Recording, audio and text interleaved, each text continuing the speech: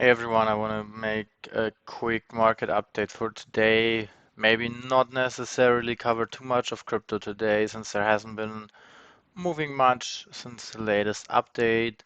Bitcoin's still at 19,500. It went up quite like a little bit overnight now, but really just nothing changed so far. The long trigger would be around 22,500 if we clear that area and close here. And support is around, well, 17.5 to 18.5. It's not clearly defined. So we're still in the same game plan, nothing really to do. Something I want to mention maybe is QNT. It's been running a lot in the last days, as you can see, in the last weeks actually. So we have now 4 consecutive weeks of upside, wending from like 100 up to almost 200. So we doubled within a month. Yesterday we saw it even up to 230.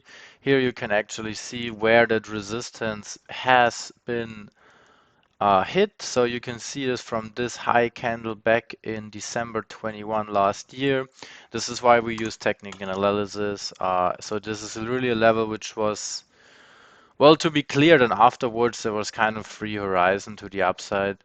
Now this is what we call an uptrust. So we have, you can see it here in this area. Let me just use the brush quickly, that there has been a level in the past of 200 where we have been hitting resistance basically when we went below 200 and tried to break above it, which failed back in December, where we actually started our bear market and the downtrend in crypto generally after the top in November 21. So these are clearly defined level at 200. So we had this little uptrust above, but it's something that is not really valuable anymore. So this is quite normal in crypto. You get above it and then we just get below it again. So I would rather expect it to go further down now, maybe to 150 or something, as mentioned yesterday. So I hope no one FOMOed in that. That's why you never try to FOMO into a coin which has already been running. I will also quickly like to show and share my trading book, which I have been keeping tight for since I started making the videos, which was actually starting at 27th of September, so we're not too long in, about 3 weeks time now. Um, I really put down every trade I recommend and do here or on the call, so we can, I would like to track also what I'm saying and what I would trade in each situation. When I buy it, sell it, what I do long, short, what kind of money I use based on the method we are using, and if I use any leverage, including entry price, extra price, stop loss, how much the total profit is. So we can track on a monthly basis as well if the things I would have done have been giving profit or not. So I haven't shown in the last videos. I apologize for that. I guess no one really gives a fuck anyway. On QNT, I've been really lucky.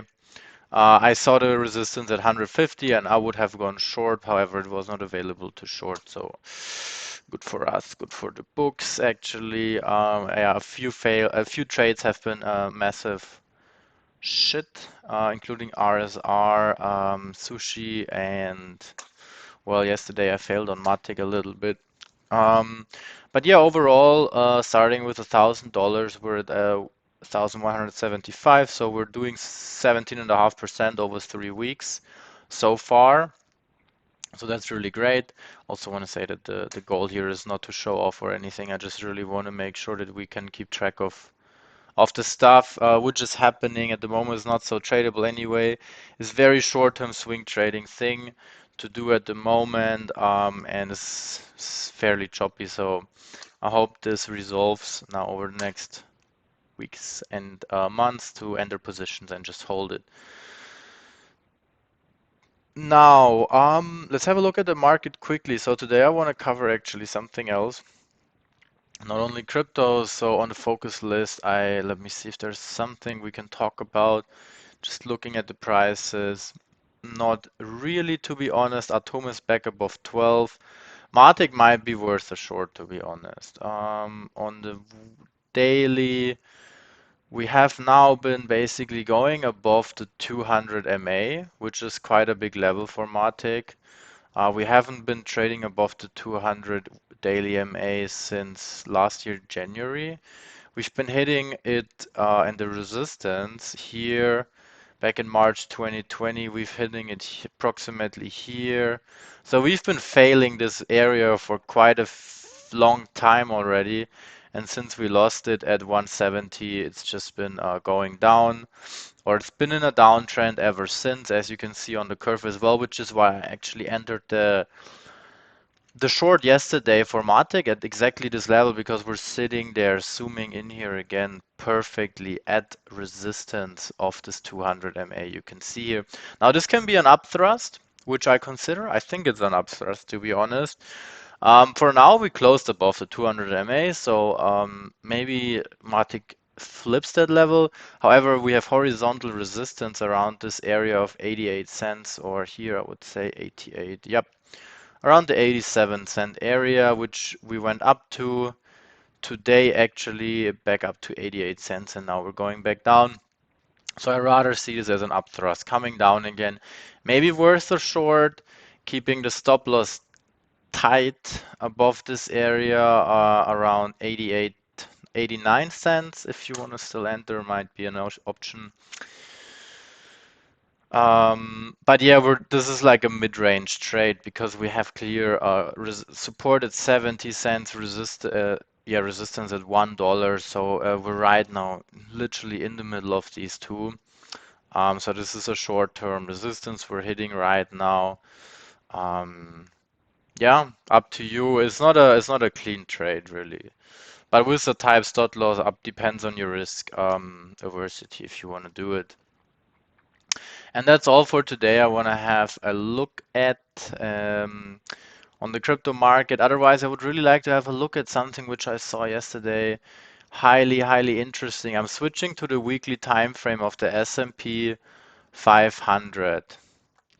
And what you can see here now, I'm zooming out, that basically we're sitting right now right on the support of the 200 weekly moving average of the S&P 500. The last time this happened has been December 2018, February 2016, August 2011. So in the last 11 years, we've been having this level only, well, 4 times, including the Black Swan event of Corona, where we actually went below the 200 weekly moving average on the S&P 500. But really note that this has been an important and respected level within the last 10 years. So we have it here where it bounced here. We have it here where it bounced. We have the down thrust, which we had in Corona 2020, where like it went below, but it went very quickly back above within weeks. However, notable is when we lose this level, it comes with quite a bleeding. So you can see that now here, back in April 2001. Well, fair enough, this is also the dot-com bubble time. So where we went from 1200 down to 750, which is like a 40% loss. Same in 2008, I mean, financial crisis. Went from 1300 to 620, so 50% loss.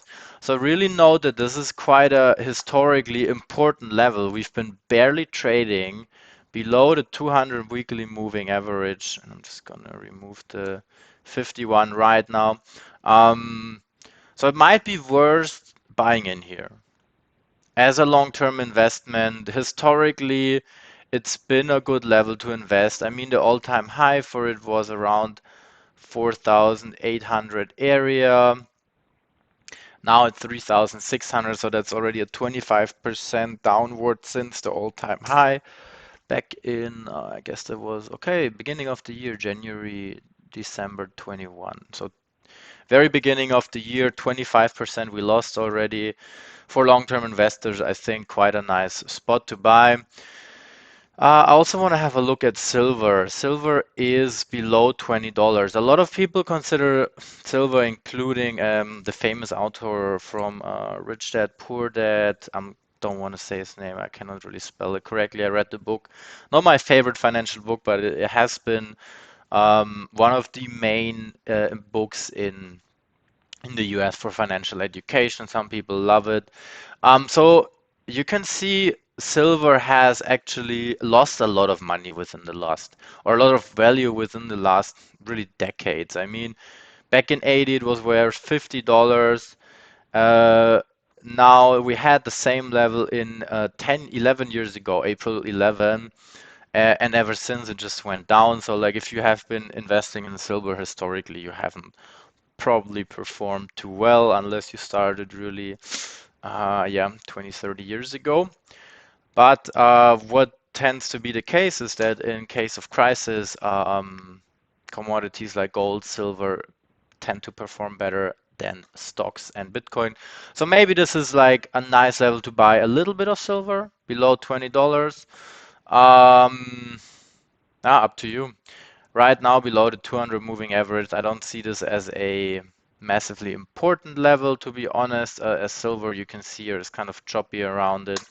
So it might, I just want to bring your attention to that, so a little bit think about it when it comes to diversification. Gold. Gold sitting right at the 200 MA as well.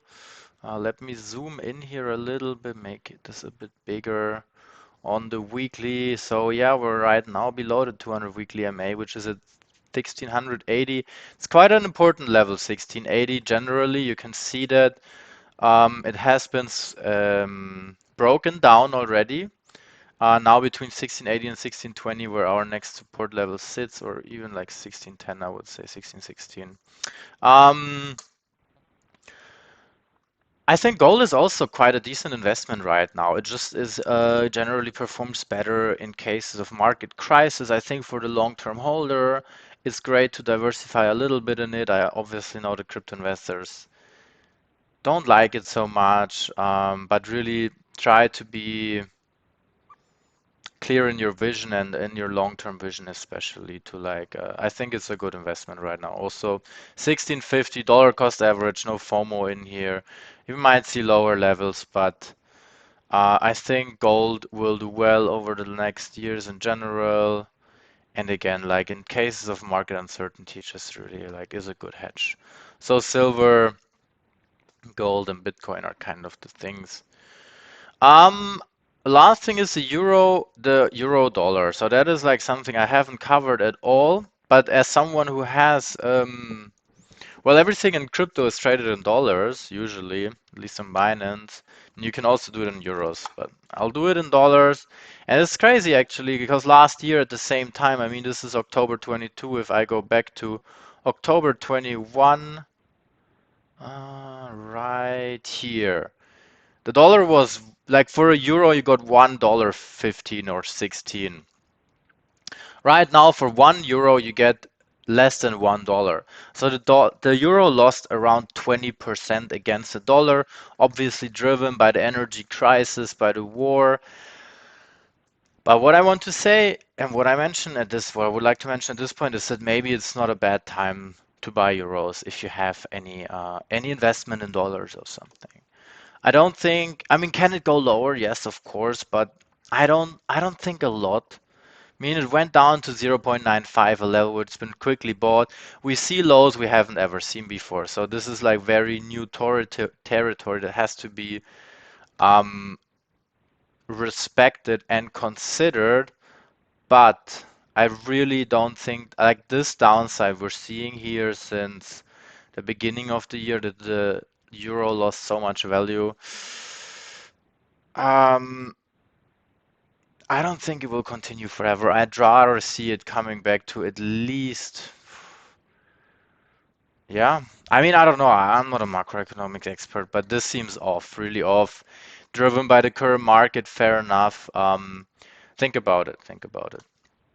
Not a forex trader, but I think it's in the long term makes sense to buy some at this level if you're interested in that. And that's about it for today. Just about alternative investments a little bit. I'll cover that also in my video now, which I'm going to make for my friends or beginners, never traded. I'm going to cover what you can invest in.